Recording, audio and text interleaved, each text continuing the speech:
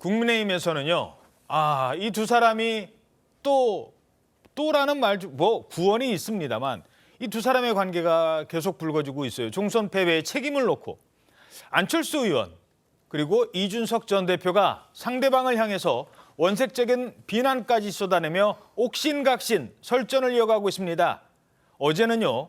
안 의원이 먼저 기자회견을 열으니까 잠시 뒤에 또 이준석 전 대표가 기자회견을 엽니다. 먼저 안철수 의원, 이준석 대표를 향해서 이렇게 얘기합니다. 오만 방자하다.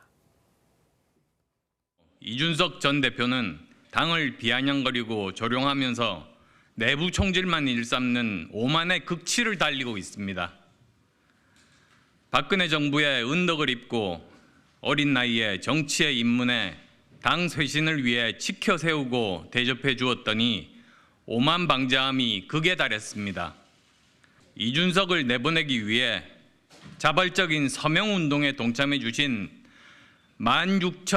16,036분의 국민들과 함께 당윤리위원회에 이준석 제명 징계를 요청하겠습니다.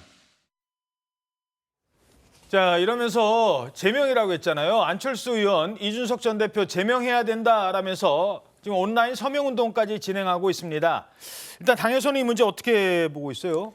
당 지도부가 공식 의견을 밝힐 문제는 아니고요. 다만 주말 사이에 굉장히 많은 당원과 국민들이 이 서명에 참여했다는 걸 이 전 대표도 좀 무겁게 받아들였으면 합니다. 근데 아시는 것처럼 자기 문제는 절대 반성 안 하는 분이니까 별로 심각하게는 생각 안 하실 것 같은데요. 예.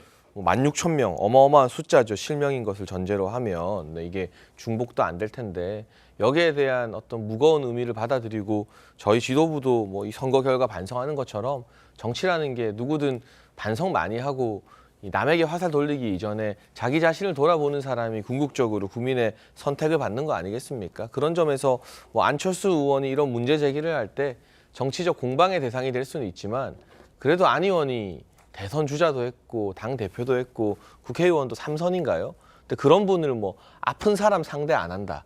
이런 식의 조롱하는 언어로 대받아치는 것은 이준석 전 대표야말로 진짜 아파 보이는 거 아닌가 하는 생각을 국민들이 하게 만드는 대목이라고 생각합니다. 예.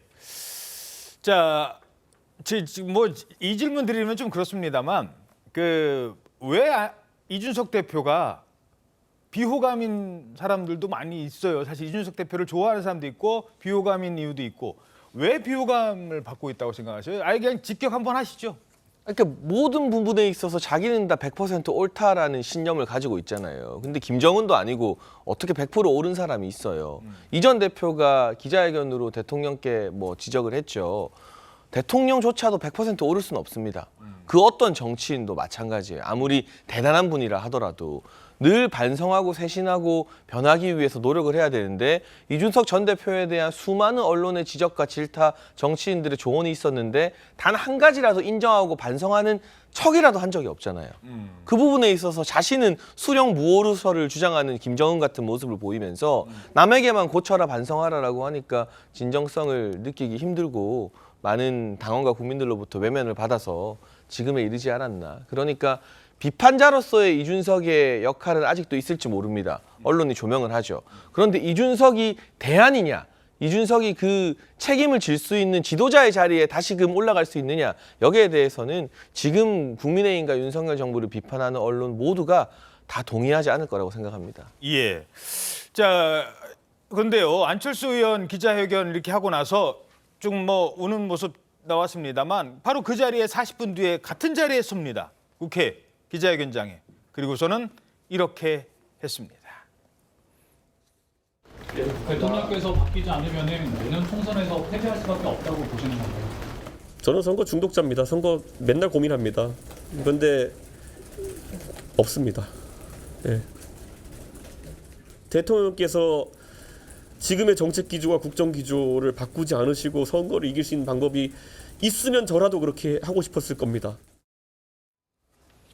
자, 참고로 조금 전에 장해찬 최고위원 얘기 들었는데요. 장해찬 최고위원은 이준석 대표가 당 대표에서 물러난 뒤에 선거를 통해서 최고위원 자리에 올랐고요. 이준석 대표 체제에서 대변인을 하셨죠. 김현주 박사님, 어떻게 보십니까? 지금 이 상황. 조금 전에 이제 네. 대통령이 변하셔야 된다라는 이제 지적을 눈물을 보이면서 어제 눈물을 상당히 많이 닦더라고요 보니까 이제 미리 닦을 걸 좀 준비해 간 것 같이 이제 보이는데 예.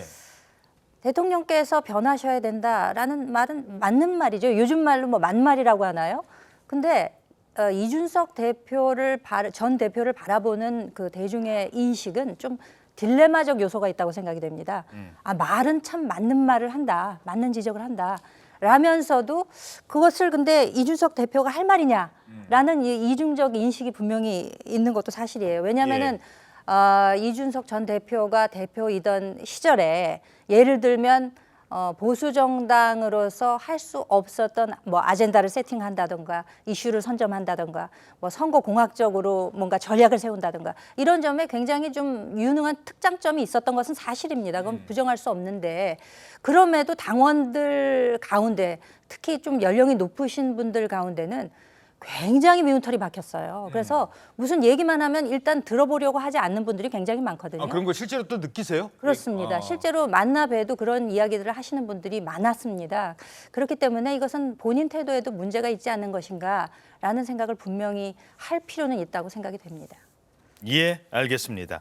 자, 어찌됐든 내년 총선을 앞두고 당내 갈등, 뭐 민주당은 비명계와의 문제, 뭐 수박, 개딸 이런 문제, 그리고 국민의힘은 지금 이준석 전 대표 등과의 이 관계, 이게 국민들에게 어떤 눈으로 비칠지도 생각해 봐야 될 것 같습니다.